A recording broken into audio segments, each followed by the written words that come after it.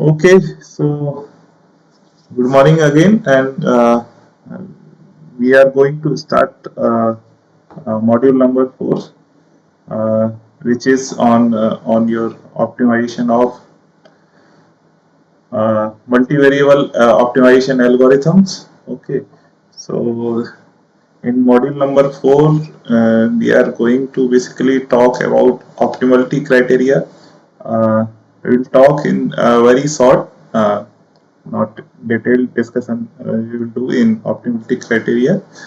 Then in module 4, we have two types of method. First one is direct search method, and second one is gradient based methods. Okay, so under direct search method, we have Nelder and Mead method, which is commonly known as simplex search method also. So in most of the books or literature, you instead of Nelder Mead, it would have been written as simplex search method. Okay. Then we have second method in the category of direct search method, uh, which is uh, hooks and GIFs or pattern search method. Then we have third one under direct search method, which is Powell's method or conjugated direct search method. The name is also used because the method was developed by Powell, so it is also known as Powell's method. Under gradient based method, we have number of method. First one will be your Cauchy, second one Newton's, then modified Newton's method, then Marquardt, then conjugate gradient, then quasi-Newton, then thrust region method, then gradient based algorithms. Okay, and in last numerical gradient approximation. So these are the gradient based approximation. Okay, so today I will try to cover at least one of these method, and I have taken for today's class as uh, simplex search method. Okay, so coming to the topic that your today's topic is optimization of problems which are having multiple variables. Okay, so previously we in your function type was that your function was dependent on single variable, which we used to denote by x. Okay, here what is going to happen? There may be more than one variable.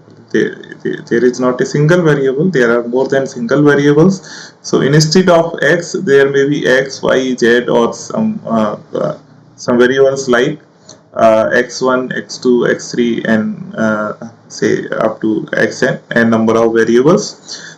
And these x1, x2, and x3 or x, y, z, whatever variables are given in your problem, these are basically independent variable. These are not say x1 is not dependent on x2, or x2 is not dependent on x1, x3, or x4 or xn, any value of x. Okay, so this way, this kind of problem we will be dealing in module number 4. And for this we have number of methods, so we will be taking these methods one by one. So as I told that we will not be discussing optimality criteria in detail, but in short, in a single slide I have kept all the important points that should be told before starting or before going into any method of this multivariable optimization. Okay, so say we have a function, obviously in optimization problem we have a function fx, and in this we are denoting it by fx. Okay, so fx is where x is from, you are having x is uh, uh, x is having values, x is denoting your variables. just a second, some network issue. Okay, now it is working. Okay, so your x is a matrix of variables x1, x2, x3, xn. Okay, and all these variables are independent. You can also write it as x, y, z, or a, b, c, d, e, f. So these are the variables which are independent, which are not dependent on each other. So using your Taylor expansion, you can write your fx, your function. You may denote it as fx equal to f star some optimum value of x. Okay, then gradient of f, because there are number of uh, there are more than one variables. So instead of taking derivative, we are taking gradient. Okay, so say gradient f x, what it will denote, because x is from x1, x2, xn. So this will denote something, uh, first partial derivative of your function with respect to your x1. Okay, then second value will be first partial derivative with respect to your variable x2.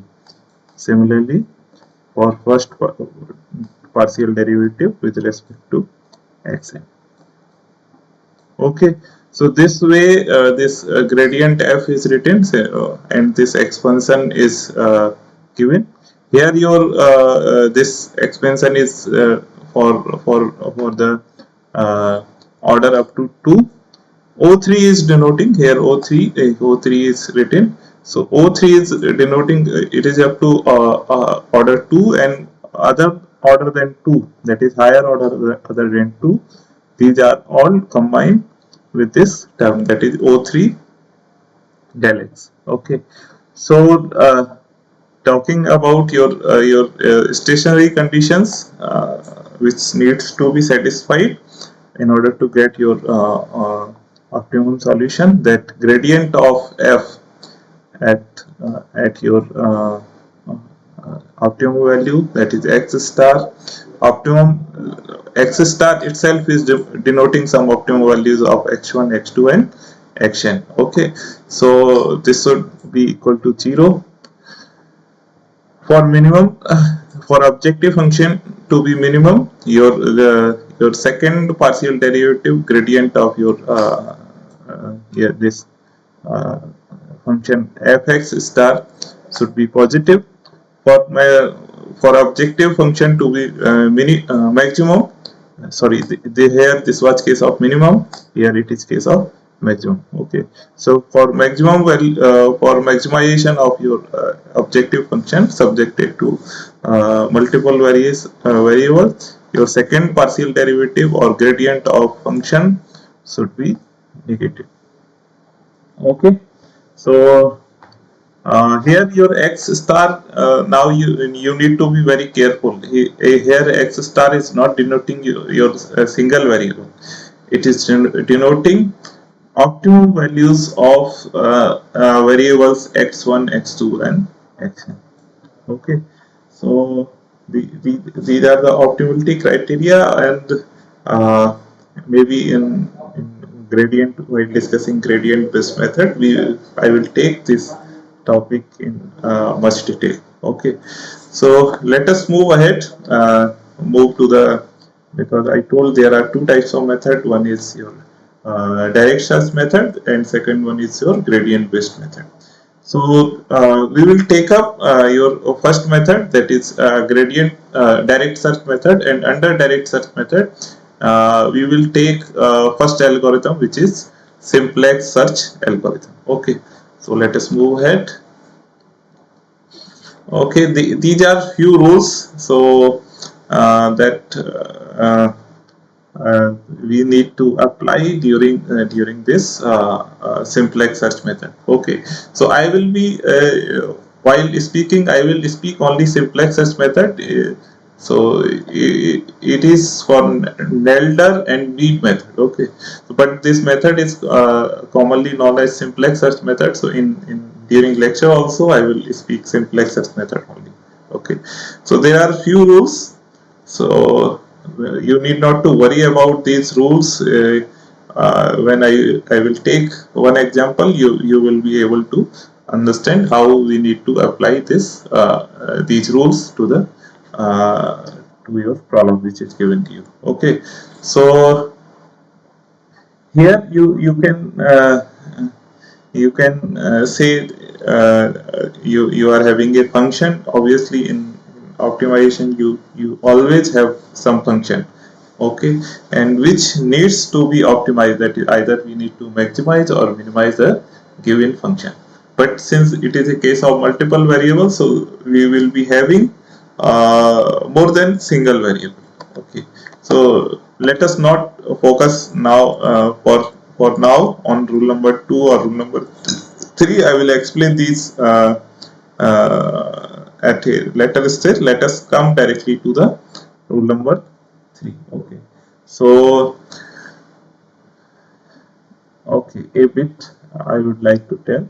In simplex search method, we have some starting point, and then we are calculating the next point in your because we need to identify the optimum value. So we, at least for identifying optimum value, you need to start from a arbitrary value of your arbitrary set of your x. When I am saying set of x, so x is having maybe two variables or more than two variables. So there may be x1, x2, x3, xn, whatever are the values. Okay, so say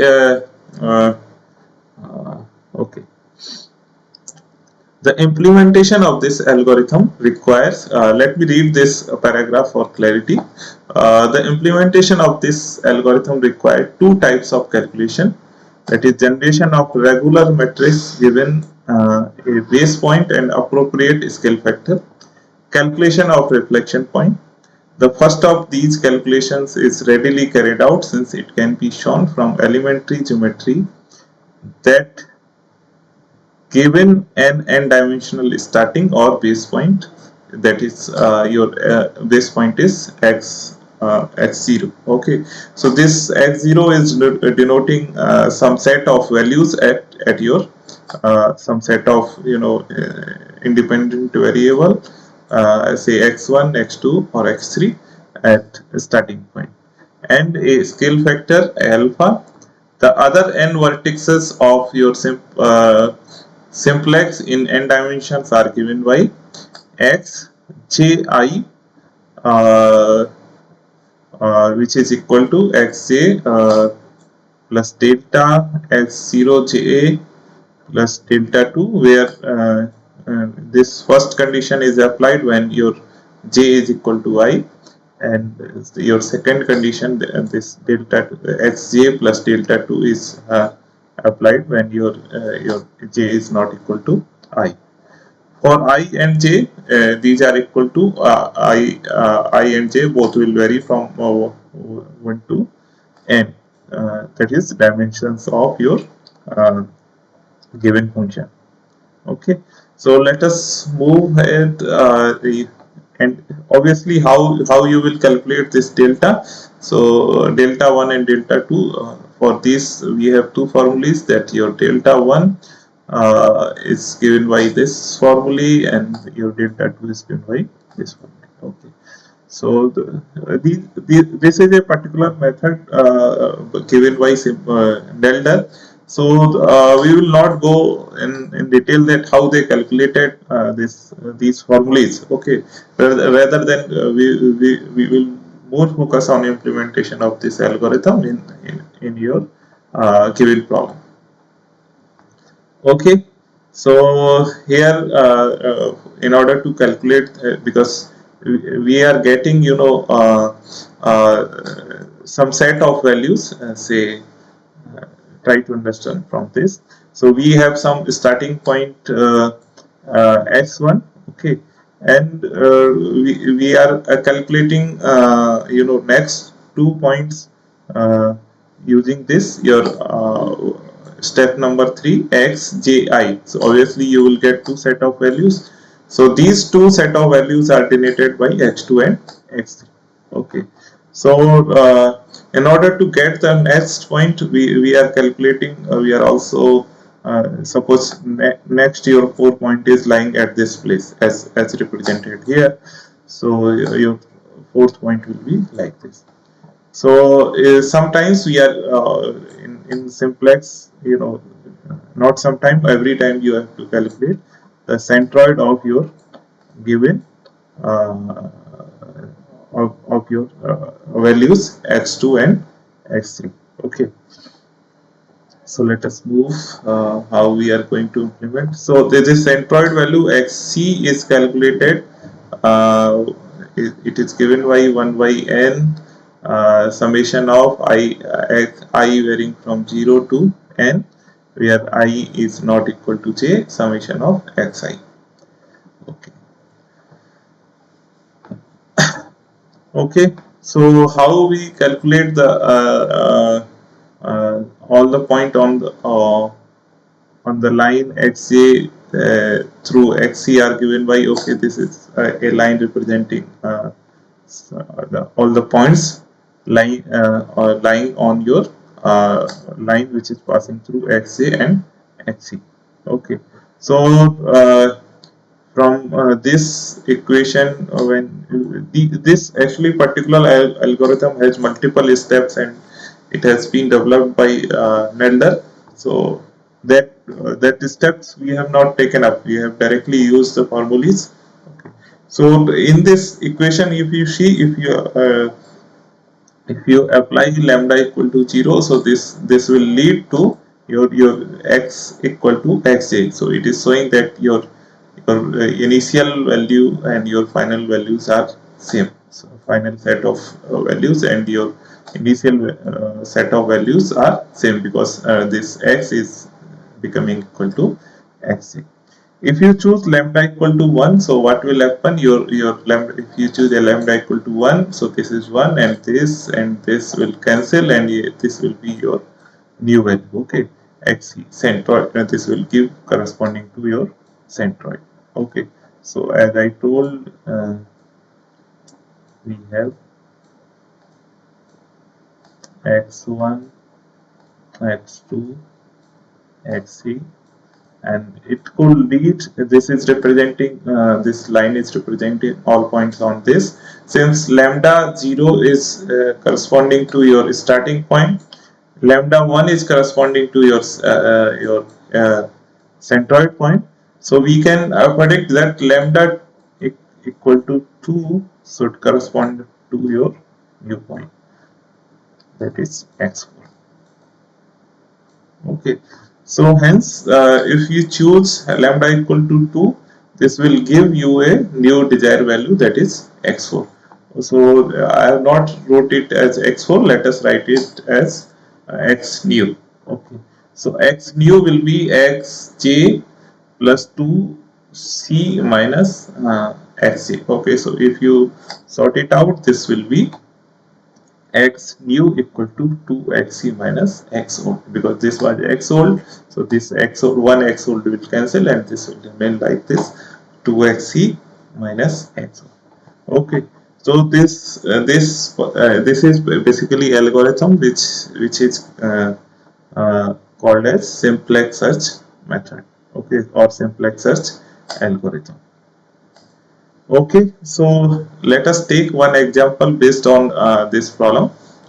That is minimization. Or I will expect a few of you, if you are having calculators, then if you do the calculation which I will be explaining as a part of today's lecture, it will be more beneficial in order so that you are able to remember all these algorithms. Okay, so how to implement this algorithm. Those who are having calculator with themselves, they can take calculators and calculate the values when I am discussing this example. Okay, so let us focus on, we are having one function fx equal to 1 minus x1 square plus 2 minus x2 square. So it is a function of two independent variables, that is x1 and x2. x1 and x2 are not dependent on each other, so these may be called as independent variable. So for solving this problem, how we can start? We need to choose some starting values. Okay, so say we are taking starting value x0 equal to starting set of values equal to x1, x2. Okay, so this we are taking at, say we are taking at it as 0, 0. Okay, so what we have taken, we for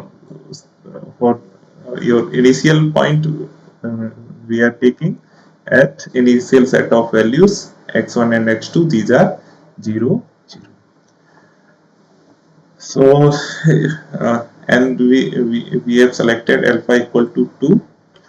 So how we will calculate the delta?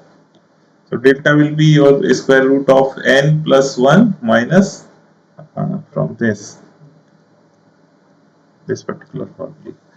So we will calculate delta 1. We are having an because the dimensions of the problem are 2, it is equal to 2. So this will be 2 plus 1, that is 3 raised to the power 1 by 2, and this will be 2 minus 1, so this will become 1.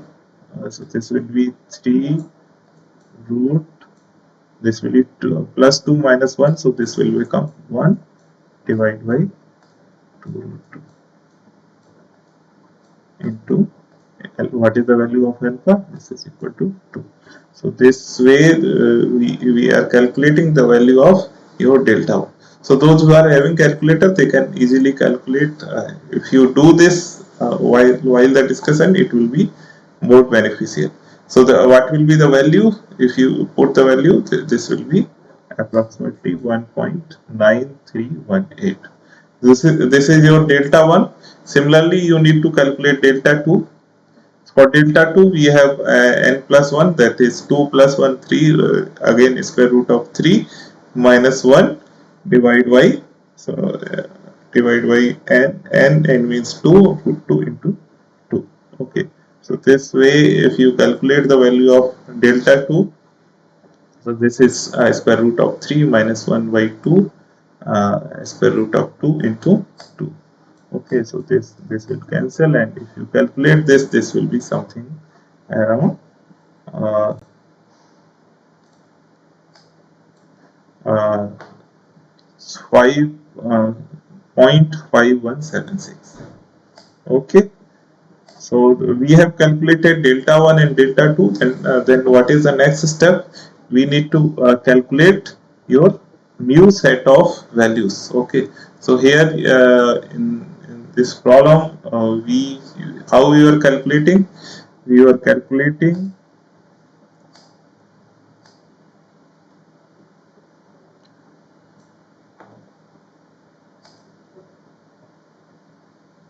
okay. So so we are calculating for x equal to 1, because we have x0 equal to 0, 0, and we have got delta 1 equal to something 1.9, delta 1, at delta 2 equal to something 0.5. I am not writing the complete value, just for clarity I am writing. So how we will calculate the value of a set of x1? So this will be x0 xj. So xj means if you are having if since you are calculating it for your I is varying from your I and j, these will vary from 1 and 2. Okay, so okay, no, sorry.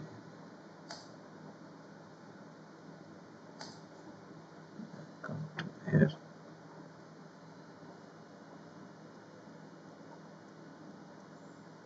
Okay, so if you want to calculate the value of, let us first discuss on this. You want to calculate the first set of values. What you will do? This will be something uh, uh, x. What was the value here? This is xj0. Okay, so for first value, this will be because this is x1 0 plus delta 1, and if your j is not equal to if your j equal to I. Okay, so this is your x0 I0 plus delta 1, so this will not be delta 1 because the j is not equal to your, because we are in we are focusing on this value.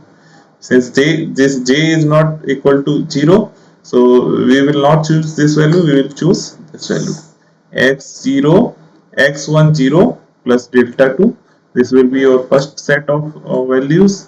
And in another, since here now this value will be your x1 1.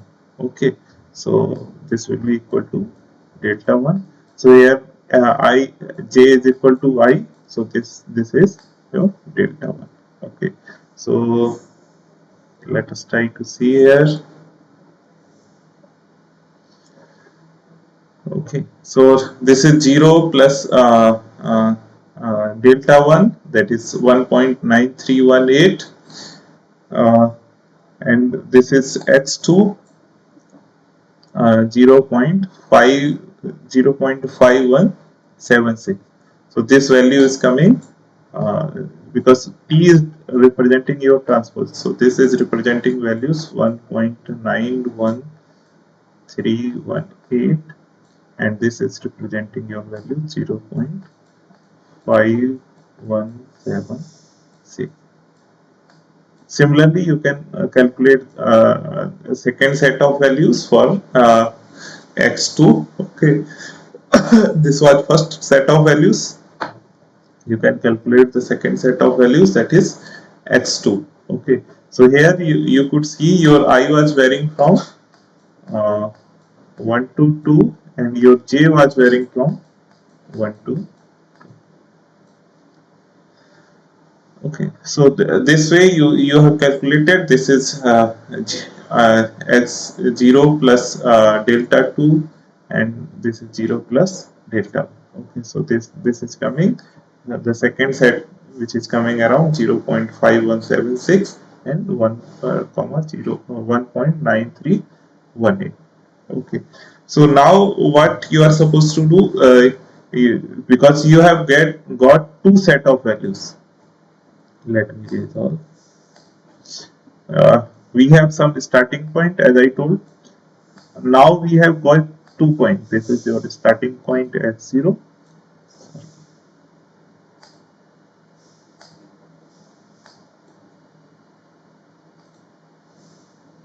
We have got some starting point x0. We have some values corresponding to your x0. Now we have got two values corresponding to your x1 and x2. These are two set of values, x2 and x1. Now what you are supposed to do, you are supposed to calculate the values of function at these points. So you can see the value of your function fx1, that is, if you put this first set of values in this equation, that is x1 equal to 1.938 in this equation, and x2 equal to 0.5176 in this expression, you will get the value of your function corresponding to fx1. Okay, which is coming around, those who are having calculators, they can calculate quickly. You will get this value fx1 equal to 3.0658, and similarly fx, if you put second set of values, that is fx2, this in your function, you will get this value fx2 equal to 0.2376. okay. So how to decide that we are moving in the right direction, that we are going towards towards optimum value, because this is the case of minimization. So let us check it. What was your starting point? The starting point was your x0. So let us calculate this value of fx0. How much it is coming? As if you put a set of values, that is x1 equal to 0 and x2 equal to 0, so this will be 1 and this will be 2 minus 0 again square, so this will be equal to 5. 1 plus 4 equal to 5. So now let us compare these values. We are having fx0 equal to 5, fx1 equal to 3.65 and fx2 equal to 0.23. so obviously these values fx1 and fx2 are less than your starting point, so that we can say that your new point will be these points are your optimum points as compared to your starting point. okay. So we can move to the next method, next point which we need to calculate from this. Suppose this is your next point, that is x3. okay. So for this, from the simplex method, we will require your centroids needs to be calculated. So xc was 1 upon n, I varying from 1 to n, summation of xi. okay. So 1y2, this will be 1y2 h1 plus x2. Again, this is representing set of values. Now we can move to calculate your next point, that is x3. So how we will calculate the next point? So this will be given by your equation, that is x new will be 2xe minus x old. So this x old is x0, this x old is x0, and this is twice of your xc centroid value. So this is your centroid value. Twice of this centroid value will be x1 plus x2. So let us calculate the next point, that is x3. This is twice of xc. So this has become x1 plus x2 minus x0. So here we can see what are these values of x1 and x2. Let us try to see. So the values corresponding to your x1 are 1.9318, this one 5.176, plus values of x2. So values corresponding to x2 are this set of values. okay. So this is 0.5176 plus 1.9318.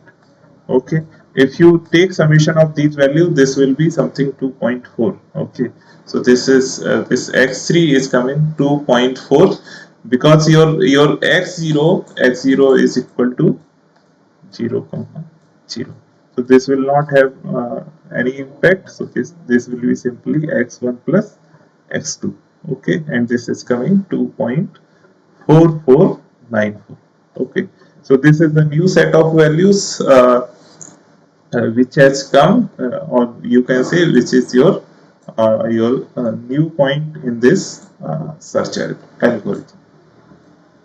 So this is x1, this is x2, this is x3, and this is your, sorry, this was your x0, this was your x1, x2, and this is now we are having x3. So x3 is our new value. So x3 is the values corresponding to x3. The set of values are 2.4494 and 2. So both the values are of your x1 and x2 are same. Okay. So now what we are supposed to do, we will calculate the values of your fx3. So what is the value of this fx3? How we will calculate? We will put these values in your given function, that is fx equal to 1 minus x1 square plus 2 minus x2 square. So if you put these values, this fx3 will come around 0.23027. So this is again showing some improvement as compared to your x2. Okay, so this is again showing the improvement, and we can say the new simplex is composed of point 1, 2 and 3, and we will continue this algorithm by reflecting out the point with the highest function value, that is fx1. The iteration proceeded as before except when situations are encountered that require rule 1, 2 and 3 given before. Okay, so we continue these iterations as mentioned here. And what are these rule 2 and 3? Okay, 1, 2, 3. Let us come here. Okay, so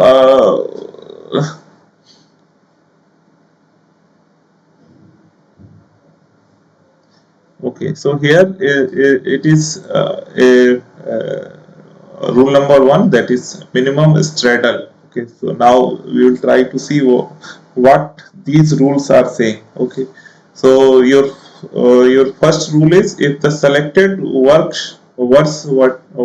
vertex was generated, that instead of minimizing you are getting such a vertex that your function value has been optimized. Sorry, not optimized, it got increased. Okay, so instead of your taking your vertexes, like in this example we were taking x1, x2 and x3, uh, we will choose the previous highest value. Okay, so then similarly for rule number 2. Okay, so rule number 2 is saying that if your vertex is not changing, if a given vertex remain unchanged for more than m iteration. Okay, so suppose we have taken 2-3 iteration, it is not changing, then we need to reduce the size of your simplex by some factor. Okay, so how we can reduce this size? Okay, so there are suggestions which was given by one researcher, that is Spendley, and he said that m may be predicted by giving this formula m equal to 1.65 n plus 0.05 n square, where n is your column dimension and m is reduced to the nearest integer. This will require the specification of a reduction factor. Okay, so we will see that whether these rules, because these rules you will require in short problem with less iteration. You will be given such problem that for iteration 2 or for next 3 point or 4 point you need to calculate the optimum values. Okay, or optimum set of values. Okay, so this is all from my side for in this simplex search method. One thing I will suggest to all of you, that since this lecture is in PPT mode, so it is better you practice at least the question which I have taken yourself, you need to practice this question by using simplex search method, so that you are aware of yeah, so that each of the steps involved are clear to all of you.